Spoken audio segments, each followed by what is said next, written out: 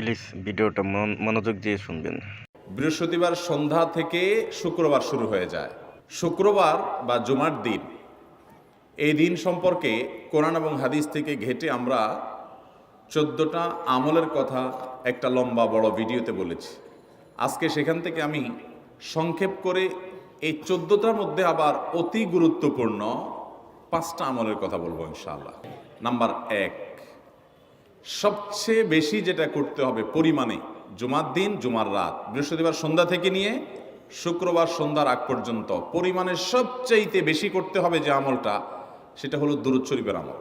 নবী করিম সাল্লাল্লাহু আলাইহি ওয়াসাল্লাম বলেছেন, আকসিরু আলাইয়া মিনাস সালাতি মিন ইয়াউমিল জুমআতি ওয়া লাইলাতিল জুমআহ, তোমরা জুমার দিন এবং জুমার রাতে আমার প্রতি বেশি বেশি দুরূদ পাঠ করবে, দুরূদ প্রেরণ করবে। ফাইন্না সালাতাকুম মা'রুদাতুন আলাই, কারণ তোমরা যে দুরূদ পাঠ করো এটা আমার কাছে পেশ করেন আল্লাহর ফেরেশতারা, এবং রীতিমতো নামধাম সহকারে আল্লাহর একদল ফেরেশতা নিয়োজিত আছে। তারা বলেন, আল্লাহ, হে আল্লাহ রসুল, আপনার অমুক উম্মত, অমুক অনুসারী, আল্লাহর অমুক বান্দা পৃথিবীর অমুক প্রান্ত থেকে, অমুক দেশ থেকে, অমুকের সন্তান, সে আপনার প্রতি দুরূদ পেশ করেছে জুমার দিনে, জুমার রাতে বা অন্য সময়ে। এটা নবী করিম সাল্লাল্লাহু আলাইহি সাল্লামের কাছে রিপোর্ট দেওয়া হয় আল্লাহর নিযুক্ত ফেরেশতাদের মাধ্যমে। এই জন্য শুক্রবার দিন এবং রাত, অর্থাৎ বৃহস্পতিবার সন্ধ্যা থেকে নিয়ে শুক্রবার সন্ধ্যা পর্যন্ত এই 24 ঘন্টার মধ্যে নবী করিম সাল্লাল্লাহু আলাইহি সাল্লামের ভাষ্য খেয়াল করেন, আকসিরু আলাই। ওলামা একরাম জানেন, নবী আলাইহিস সালাম সাধারণত কোনো আমল পরিমাণে বেশি করতে বলতেন না। পরিমাণে বেশি করতে বলার মতো আমল খুব কম ইসলামে। গোটা কোরআন যদি খোলেন আপনি, পরিমাণে অধিক করতে বলা হয়েছে এরকম আমল খুব বেশি পাবেন না। তোমরা বেশি বেশি করে নামাজ পড়ো, বেশি বেশি করে রোজা রাখো, এরকম কথা কোরআন হাদিসে নাই। অবশ্যই একজন ইমানদার 5 ওয়াক্ত ফরজ নামাজের পাশাপাশি অধিক পরিমাণে নফল নামাজও পড়বেন, সেটা ভিন্ন কথা। কিন্তু কোরআনে বেশি পরিমাণে আল্লাহর জিকির করার কথা বলা হয়েছে। আর নবী করিম সাল্লাল্লাহু আলাইহি সাল্লাম বৃহস্পতিবার সন্ধ্যা শুরু হলে শুক্রবার সন্ধ্যার আগ পর্যন্ত বেশি পরিমাণে করতে বলেছেন যে কাজটা, সেটা হলো দুরূদ শরীফের আমল। দুরূদের এই আমলটা, এটা করার জন্য আল্লাহ তাআলা এমন সহজ করে দিয়েছেন যে ওযুর প্রয়োজন নাই। আপনার ওযু নাই, তারপর আপনি দুরূদ পাঠ করতে পারবেন। এবং আপনি এই বড় দুরূদ পড়ার মতো সময় নাই, তো আপনি একেবারে সবচেয়ে সংক্ষিপ্ত দুরূদ পড়েন সাল্লাল্লাহু আলাইহি ওয়াসাল্লাম, তাতেও দুরূদ পাঠের সওয়াব পাবেন। আমলটা করবো তো ইনশাআল্লাহ।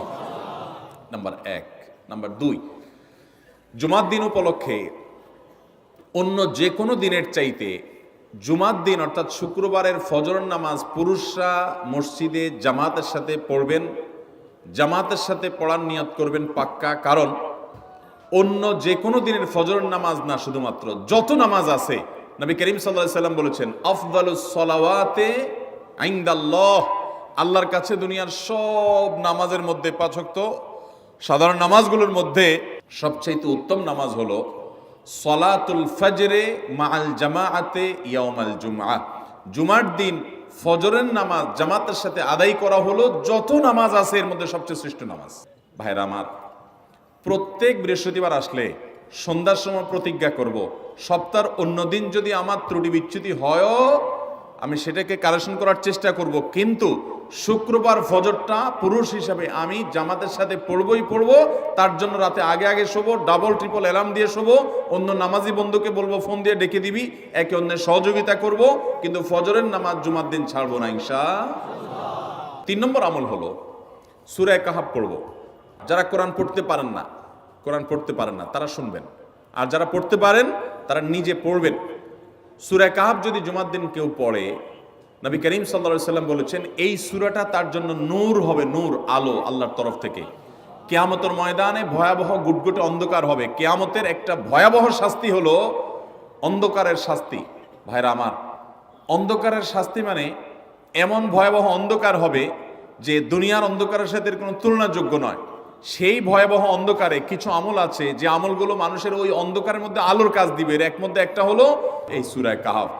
অন্য অনেক উলামা ইকরাম বলেছেন এর ব্যাখ্যা হলো সূরা কাহাফ যদি কেউ এক বৃহস্পতিবারে পড়ে, পরের বৃহস্পতিবার পর্যন্ত, এক শুক্রবারে যদি পড়ে, পরের শুক্রবার আগ পর্যন্ত পুরো সপ্তাহব্যাপী তার ভিতরে নূর, ঈমানের নূর, তাকওয়ার নূর, ইলমের নূর, আমলের নূর, ভালো মানুষ হওয়ার নূর তার ভিতরে আল্লাহ তাআলা সৃষ্টি করে দিবেন।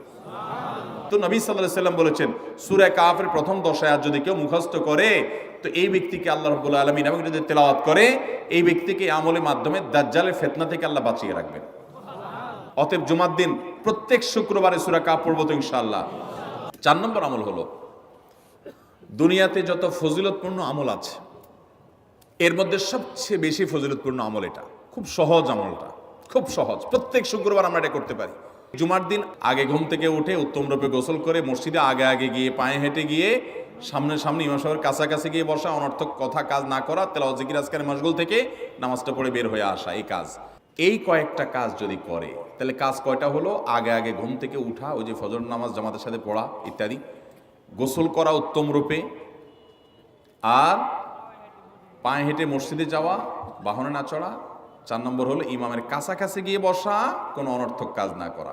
এই 4টা কাজ যদি কেউ জুমার দিনে করে, নবী করিম সাল্লাল্লাহু আলাইহি সাল্লাম বলেছেন ওই ব্যক্তি বাসা থেকে মসজিদ পর্যন্ত যে আসলো, যতগুলো পা ফেলবে, যতগুলো স্টেপ ফেলবে, যতগুলো কদম দিবে, প্রতিটা কদমের বিনিময়ে আল্লাহ রাব্বুল আলামিন তার অ্যাকাউন্টে, তার আমল নামাতে 1 বছর রাত জেগে, সারা রাত জেগে তাহাজ্জুদ নামাজ পড়লে এবং 1 বছর সারা দিন, প্রত্যেকটা দিন পুরা বছর জুড়ে নফল রোজা রাখলে যে পরিমাণ সওয়াব পাইতো, 1 বছর নফল রোজা, 1 বছর রাতভর জেগে তাহাজ্জুদের নামাজ পড়ার সওয়াব মাত্র একটা কদম ফেলার বিনিময়ে দিবেন। চেষ্টা করব না ইনশাআল্লাহ। 5 নম্বর এবং সর্বশেষ আমল হলো, জুমার দিনে একটা সময় আছে দোয়া কবুল হয়।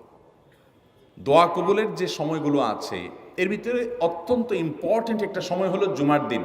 শুক্রবারের একটা সময় সম্পর্কে নবী সাল্লাল্লাহু আলাইহি ওয়াসাল্লাম বলেছেন যে একটা সময় আছে শুক্রবারের, এই সময়ে বান্দা কোনো দোয়া করলে আল্লাহ তাআলা ফিরিয়ে দেন না, কবুল করেন। কিন্তু সময়টা যে ঠিক কখন, এটা হাদিসে নবী সাল্লাল্লাহু আলাইহি ওয়াসাল্লাম বলেন না, যাতে করে হয়তো আমরা সারা দিনেরই কম বেশি দোয়ার চেষ্টা করি। এই বিষয়ে মুহাদ্দিসগণ, হাদিস বিশ্লেষকগণ, পণ্ডিত ওলামা একরামগণ হাদিসের বিভিন্ন আকার ইঙ্গিতকে গবেষণা করে, অ্যানালাইসিস করে এক একজন এক এক সময়ের কথা বলেছেন। তবে বেশিরভাগ ইমাম, বেশিরভাগ পণ্ডিত ওলামা একরাম, বেশিরভাগ আপনার ইসলামিক স্কলারগণের বক্তব্য হলো যে এই সময়টা হলো জুমার দিনের শেষ প্রহর, আসরের পর থেকে নিয়ে সূর্য ওঠার আগ পর্যন্ত এই সময়টা। আমাদের আল্লাহর দিকে মনোনিবেশ করতে হবে দোয়ার জন্য বেশি বেশি। তাহলে শুক্রবারে 5 নম্বর আমল হলো বেশি বেশি কি করবো ইনশাআল্লাহ? দোয়া। বেশি বেশি দোয়া করবেন, উঠতে বসতে চলতে ফিরতে। বিশেষভাবে সূর্য ডুবার আগের যে সময়টা শুক্রবার, অর্থাৎ দিনের শেষ সময়টা, বিশেষভাবে আল্লাহ তাআলার কাছে দোয়া করব। ঠিক আছে তো ইনশাআল্লাহ? কয়টা আমল বললাম? আমল করবো তো ইনশাআল্লাহ? মনে থাকবো তো ইনশাআল্লাহ? আমরা প্রয়োজনে বাসায় গিয়ে একটা কাগজে নোট করে ফেলবো, লিখে ফেলবো, লিখে এরপরে ওয়ালে টাঙ্গাই দিবেন বাসায় যে জুমার দিন এই 5 কাজ আমি ছাড়বো না। আপনি যদি মনেও না থাকে, আপনার যদি ভুলেও যান, আপনি এই কাগজ আপনাকে মনে করাবে ইনশাআল্লাহ।